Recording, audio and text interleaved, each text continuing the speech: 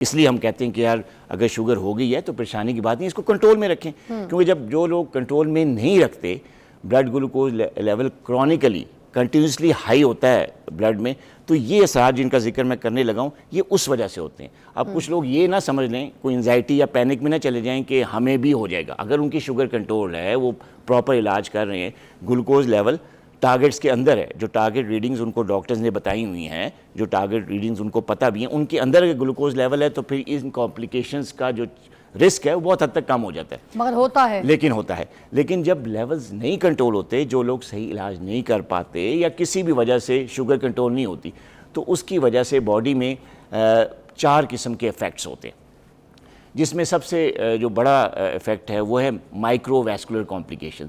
जो छोटी खून की शरियानें होती हैं वो डैमेज हो जाती हैं, और इस हद तक डैमेज हो जाती हैं कि बाज़ औक़ात जो ब्लड फ्लो है उनमें वो बहुत हद तक कम हो जाता है, बाज़ औक़ात ब्लॉक भी हो जाता है।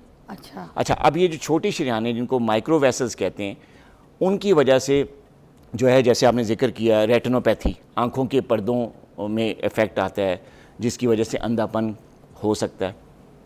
इसके अलावा जो किडनीज़ हैं, जब किडनीज़ की जो स्मॉल ब्लड वेसल्स हैं वो अगर तंग हो जाएं या उनमें ब्लड सप्लाई कम हो जाए, तो उसकी वजह से एक बहुत ही कॉमन कह लें या बहुत ही मतलब ख़तरनाक किस्म की जो कॉम्प्लिकेशन है, अक्सर आपने सुना होगा डायबिटिक नेफ्रोपैथी, जिसकी वजह से क्रॉनिक किडनी डिजीज़ होती है और फिर एंड पे किडनी फेलियर हो जाता है।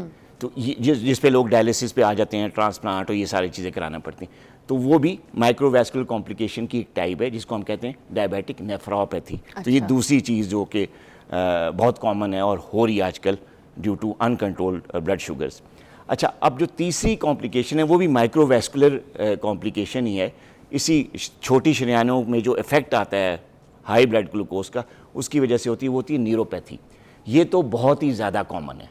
ये रेटिनोपैथी और नेफ्रोपैथी से ज़्यादा जो चीज़ आजकल देखने में आ रही है प्रैक्टिस के दौरान पेशेंट्स में, वो है डायबिटिक न्यूरोपैथी। अच्छा। आपने भी सुना होगा कि अक्सर डायबिटिक पेशेंट कंप्लेन कर रहे थे कि जी मेरे पाँव जलते हैं, मेरे पाँव नम रहते हैं, सुन्न रहते हैं। तो ये जो नमनेस है या सुन्नपन है या सेंसेस जो डिक्रीज हो जाती हैं, ये होता ये है कि जो माइक्रोवेसल्स या जो खून की शरियानें नर्व्स को, जो नर्व्स ब्रेन से नीचे बॉडी तक आ रही हैं डिफरेंट मैसेजेस लेके ब्रेन का, उन नर्व्स को भी तो ब्लड चाहिए। उनको भी न्यूट्रिशन चाहिए, उनको भी ऑक्सीजन चाहिए, जो कौन प्रोवाइड कर रहा है? ब्लड। तो अब वो जो स्मॉल ब्लड वेसल जो उन नर्व्स को ब्लड सप्लाई कर रही हैं, वो तंग हो गई हैं या वो डैमेज हो गई हैं, उनसे प्रॉपर ब्लड या प्रॉपर न्यूट्रिशन, प्रॉपर ऑक्सीजन उन नर्व्स को नहीं पहुंच रही। ये डैमेज भी शुगर की वजह से होती है। जी, ज़ाहिर है ब्लड ग्लूकोज लेवल, जब ब्लड ग्लूकोज लेवल हाई होता है तो ये जो ब्लड वेसल्स होती हैं, इनका जो लेयर होती है, जिस पे ब्लड मतलब आउटर जो उसकी जो इनर लेयर है, जो वॉल है ब्लड वेसल्स की, चाहे वो स्मॉल ब्लड वेसल्स हैं या बिगर ब्लड वेसल्स हैं, उनमें एक सेल होता है जिसको कहते हैं एंडोथीलियम। ये एंडोथीलियम डैमेज होना शुरू हो जाता है। तो ये जब एंडोथीलियम डैमेज होता है, और ये होता क्यों है? जब ब्लड ग्लूकोज लेवल हाई होता है तो ज़ाहिर है उस ब्लड में प्रोटीन्स भी होती हैं, फैट्स भी होती हैं। तो ब्लड ग्लूकोज लेवल जब हाई होता है तो इन्हीं प्रोटीन्स और फैट्स में जो ब्लड में होती हैं कुछ इंटरेक्शन होता है, इनका आपस में रिएक्शन होता है, जिसकी वजह से एडवांस ग्लाइकेशन प्रोडक्ट्स कहते हैं, AGPs। वो AGPs बनते हैं। वो AGPs क्या करते हैं? वो इन एंडोथीलियल्स को डैमेज करते हैं। अच्छा। तो जब ये एंडोथीलियल सेल्स डैमेज होते हैं ब्लड वेसल्स के, उनकी वजह से जो है वो ब्लड वेसल्स नैरो हो जाती हैं, थिन हो जाती हैं, बाज़ औक़ात उनमें ब्लॉकेज आ जाती है, ब्लड सप्लाई पूरी तरह से बंद भी हो जाती है। तो ये जो इफेक्ट मैंने बताया अभी एंडोथीलियम पे, ये ब्लड जो स्मॉल ब्लड वेसल्स हैं उनमें भी होता है, और जो बिगर ब्लड वेसल्स हैं, मैक्रो वेसल्स हैं, उनमें भी होता है। अच्छा, जो स्मॉल ब्लड वेसल्स हैं, एक वो उन्होंने रेटिना को डैमेज किया, रेटिनोपैथी होगी, अंधापन, नेफ्रोपैथी की, किडनीज में डैमेज होना शुरू हो गया, किडनी फेलियर हो गया, और तीसरी चीज़ वो करती है न्यूरोपैथी। नर्व्स की जो ब्लड सप्लाई है वो भी डैमेज हुई, उसकी वजह से नर्व डैमेज होनी शुरू होगी, क्योंकि उसमें ऑक्सीजन नहीं गया, उसमें न्यूट्रिशन नहीं गई, तो डेड होनी शुरू होगी। तो उसको कहते हैं न्यूरोपैथी। इसकी वजह से पाँव का सुन्नपन और जलन, दर्द, ये चीज़ें होती हैं, और ये आजकल बहुत ज़्यादा कॉमन है शुगर के पेशेंट्स में। अस्सलाम वालेकुम सादिया। शुक्र अल्हम्दुलिल्लाह। सादिया बताइएगा, डॉक्टर शाहिद हमारे साथ मौजूद हैं, क्या मसला है पूछना चाहें तो प्लीज़ पूछिए। जी, सबसे पहले तो अस्सलाम वालेकुम डॉक्टर। जी, मैं वालेकुम आपका सलाम। बहुत शुक्रिया अदा करती हूँ कि आप सोशल मीडिया पर जितनी अवेयरनेस मालूमात दे रहे हैं, रहनुमाई दे रहे हैं, लोगों की जिंदगी बदल रही है। क्योंकि ऐसा नहीं है कि जो लोग आपको आपसे चेकअप करवाते हैं तो ही वो ट्रीटमेंट अपना कंटिन्यू करते हैं, बल्कि जो आपकी पोस्ट और वीडियोस होती हैं वो बहुत इंफॉर्मेटिव होती है, उनसे भी बहुत ज्यादा मालूमात हासिल होती है हमें। मेरा क्वेश्चन आपसे ये है कि अगर किसी पेशेंट का लेवल जो है क्लेमेंसी का वो 6.4 से ऊपर नहीं जाता, कम होता है, तो क्या हम उसमें किसी मेडिसिन की तरफ जाना चाहिए या हम उसे नॉर्मल अपने आप को कैसे लेके आ सकते हैं, हमें क्या करना चाहिए? क्योंकि इसमें आपको कुछ शुगर कंट्रोल प्रोग्राम भी चल रहा है, कहते हैं उससे वो ज्वाइन करें तो उसमें किस तरह से हमारा ट्रीटमेंट उसमें होगा? अच्छा, मतलब इनका क्वेश्चन ये है कि HbA1c का जो लेवल है हाँ। वो 6.4 है, उससे मतलब या उस तक है या उससे हाँ, कम है, तो उससे- दवाइयाँ दी जा सकती हैं, जी, यही क्वेश्चन है exactly, ना? हाँ exactly. जी। देखिए, अब ये क्वेश्चन तो अक्सर पेशेंट्स हमारे क्लिनिक पे भी आके पूछते हैं और टेलीफोन्स पे भी, ये बड़ा जेन्युइन क्वेश्चन है कि जी, क्योंकि जो प्री डायबिटीज़ है वो 6.4 तक होती है। अच्छा, 5.7 से 6.4 तक जब HbA1c होता है तो ये प्री डायबिटीज़ होती है, या अच्छा। बॉर्डर लाइन शुगर जिसे कहते हैं, ठीक है। ग्लूकोज इंटॉलरेंस जिसे ठीक कहते हैं। है। इसके बाद टाइप 2 शुरू होती है, जो रियल जो बीमारी है वो टाइप 2 डायबिटीज़ जो है वो 6.4 के बाद, जब HbA1c 6.4 से आगे जाता है फिर ये टाइप 2 डायबिटीज़ होती ओके। है। तो 6.4 तक हम स्टार्ट में एटलीस्ट 6 मंथ्स ईयर हम पेशेंट को लाइफस्टाइल मॉडिफिकेशंस पे रखते हैं, जिसमें वेट लॉस है, जो जितनी भी प्रोसेस्ड खाने हैं, मीठे हैं, उनसे हम उनको बचाते हैं। हम कहते हैं जी बैलेंस डाइट लें, ऐसी डाइट लें जिसमें प्रोटीन्स हों, जिसमें फ्रूट्स हों, जिसमें वेजिटेबल्स हों, जंक फूड का इस्तेमाल मना कर देते हैं और कहते हैं कि जी वेट लॉस करें और फिज़िकल एक्टिविटी पे लेके आते हैं, उनको भगाते हैं अकॉर्डिंग टू द एज। अगर कोई बूढ़ा है नहीं कर सकता कोई जॉगिंग या इस टाइप की जिम वाली एक्सरसाइज, तो हम उसको वॉक कराते हैं, सिंपल वॉक करते हैं। इवन कि कुछ खवातीनें होती हैं, कुछ ऐसे मर्द ज़ात होते हैं जिनको जॉइंट्स की तकलीफ होती है, आर्थराइटिस वगैरह होते हैं, जो मूव ही नहीं कर सकते इतना कि जी डॉक्टर हम चल ही नहीं सकते, हमें क्या आप एक्सरसाइज, उनको फिर ऑन चेयर घर में कुछ ऐसी योगा एक्सरसाइजेज हैं, वो मेरी पेज पे भी वो सारी एक्सरसाइज मिल जाती, वो हम एक्सरसाइजेज एडवाइस करते हैं। उसकी वजह से, फिज़िकल एक्टिविटी की वजह से और कंटिन्यूस जो है ना उनको हम फिज़िकली एक्टिव करते हैं, वॉक से, जॉगिंग से, जिम से, घर में बैठ के योगा एक्सरसाइज से, जिसकी वजह से उनकी ब्लड सर्कुलेशन भी इम्प्रूव करती है, उनका शुगर लेवल डाउन होता है, उनका वेट भी गिरता है। तो ये चीज़ 6.4 तक हम लाइफस्टाइल मॉडिफिकेशंस पे करते हैं। लेकिन जब तक ये साल तक करते हैं? साल तक, 6 महीने तक भी करते हैं। लेकिन अगर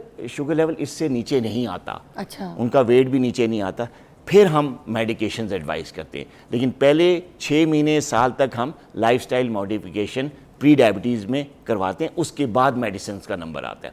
जब देखते हैं नहीं काम बन रहा या शुगर लेवल नीचे नहीं आ रहा या प्री डायबिटीज़ रिवर्स नहीं हो रही, तो फिर एक आध दवाई जो है हम देते हैं, जिससे वेट लॉस करने की कोशिश करते हैं, साथ में जो उनकी बॉडी में इंसुलिन रेजिस्टेंस होती है उसको काउंटर करते हैं, और फिर हम देखते हैं कि इसका रिजल्ट क्या है। तो फिर हम 3-3 महीने का वो टेस्ट करवाते हैं। अच्छा, इंसुलिन रेजिस्टेंस जो है इसको थोड़ा सा एलैबोरेट ज़रूर मैं चाहूँगी करें, क्योंकि जो आम आदमी है ना उसको ये चीज़ की बैलेंस समझ नहीं है, ये इसको पता नहीं है कि ये है क्या चीज़।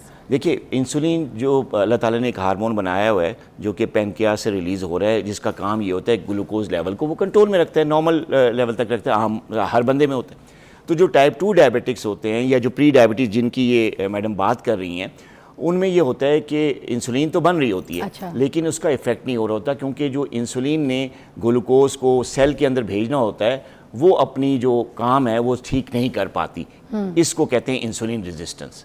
यानी आम आदमी को कैसे पता चलेगा? कोई टेस्ट करा के पता चलेगा या फिर बॉडी में कोई ऐसे सिम्पटम्स या चेंजेस? ये बड़ा अच्छा क्वेश्चन है कि आम आदमी को कैसे पता चलेगा। इसके टेस्ट भी होते हैं, इसके टेस्ट भी होते हैं, उससे भी हम इंसुलिन रेजिस्टेंस का पता करते हैं। करवाना है इसको टेस्ट? देखिए, अगर तो इंसुलिन रेजिस्टेंस है तो उसमें पहले तो बॉडी पे कुछ सिम्टम्स और साइंस डेवलप होते हैं, जैसे वेट बहुत ज़्यादा बढ़ जाता है, पेट जिसको हम कहते हैं सेंट्रल ओबेसिटी, जो पेट का साइज़ है, यानी आप जब उसको खुद भी बंदा एसेस कर सकता है कि आप खड़े होके पाँव की तरफ देखें और पाँव आपको नज़र नहीं आ रहे, पेट आपके रास्ते में आ रहा है, पाँव नज़र नहीं आ रहे खड़े होके, तो इसका मतलब है कि आपका पेट बढ़ा हुआ है, इसको कहते हैं सेंट्रल ओबेसिटी।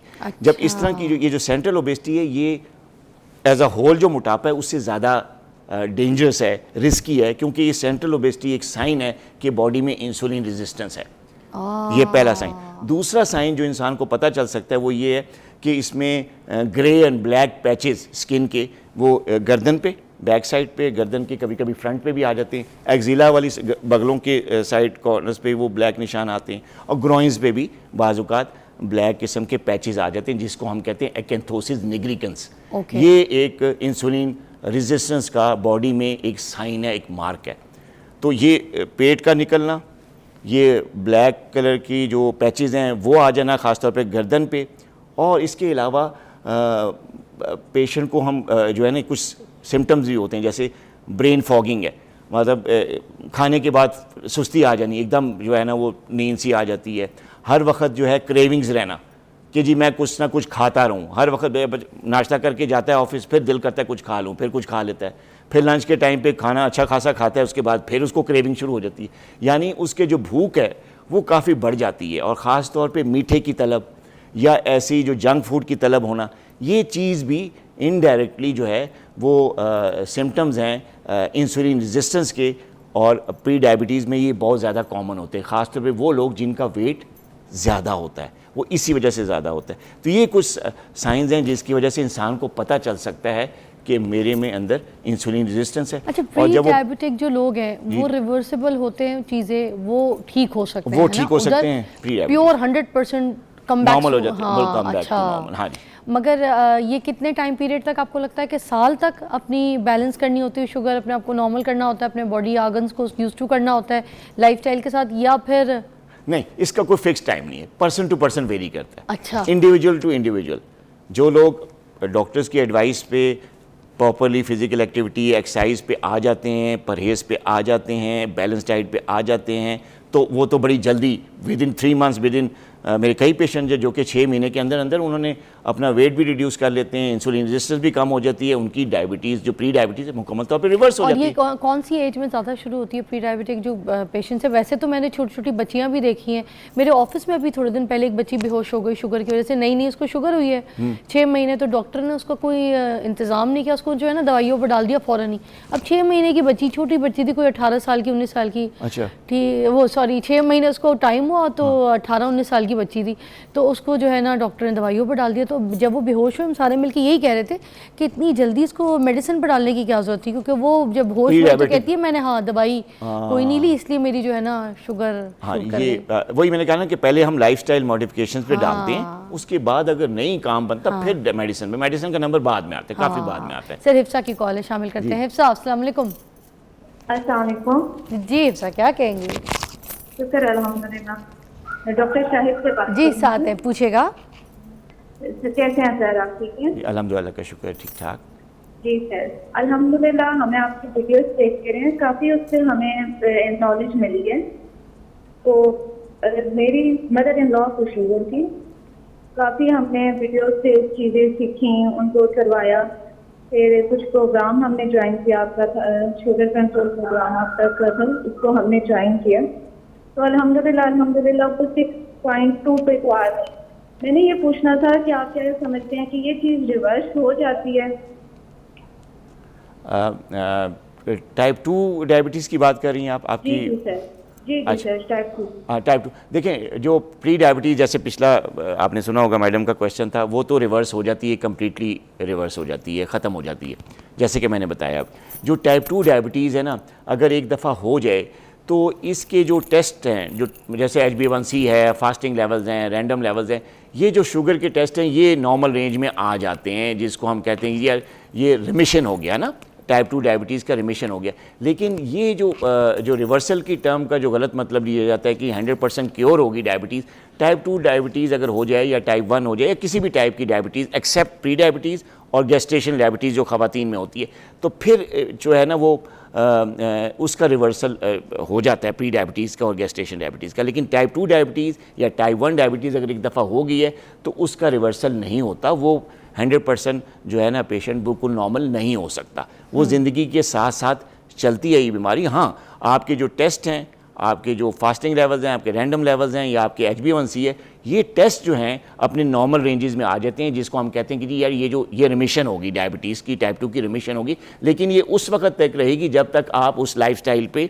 या उस परहेजी डाइट पे या उस दवाइयों पे रहेंगे। जैसे ही आप ये चीज़ छोड़ेंगे, नॉर्मल जो है जैसे आम बंदा जो है कुछ भी खाता पीता है या परहेज़ नहीं करता और जिस तरह की भी डाइट ले लेता है, एक्सरसाइज करता है या नहीं करता, उसके शुगर लेवल नॉर्मल होते हैं। लेकिन अगर आप इस तरह नॉर्मल लाइफस्टाइल पे आ जाएंगे, जिसको हम कहते हैं सेडेंटरी लाइफ का है, एक्सरसाइज को छोड़ देंगे, डाइट को भी छोड़ देंगे, तो अगर मेडिसिन आपको दी गई हैं डॉक्टर्स के उसको भी छोड़ दें, तो फिर शुगर लेवल फिर बढ़ जाएगा। फिर ऐसा नहीं होता कि आप नॉर्मल लोगों की तरह खाएं पिएंगे तो आपका शुगर नहीं बढ़ेगी, ऐसा नहीं होता। तो इसलिए टाइप 2 डायबिटीज़ जो है वो रिवर्सिबल नहीं है, उसका क्योर नहीं है, उसको मैनेज किया जाता है लाइफस्टाइल के साथ और दवाइयों के साथ। अगर आपका कहने का मतलब ये है कि आपकी जो मदर इन लॉ को हो गई है टाइप 2 डायबिटीज़, तो ये चलेगी, ज़िंदगी के साथ साथ चलेगी, दवाइयाँ कम हो सकती हैं, आपका परहेज़ जो है और आपका जो एक्सरसाइज है वो आपको एक नॉर्मल लेवल पे रख सकता है, लेकिन उस वक्त तक जब तक आप ये चीज़ें फॉलो करते रहेंगे। जैसे ही लाइफस्टाइल को चेंज करेंगे दोबारा शुगर लेवल हाई हो जाएंगे। ठीक है, थैंक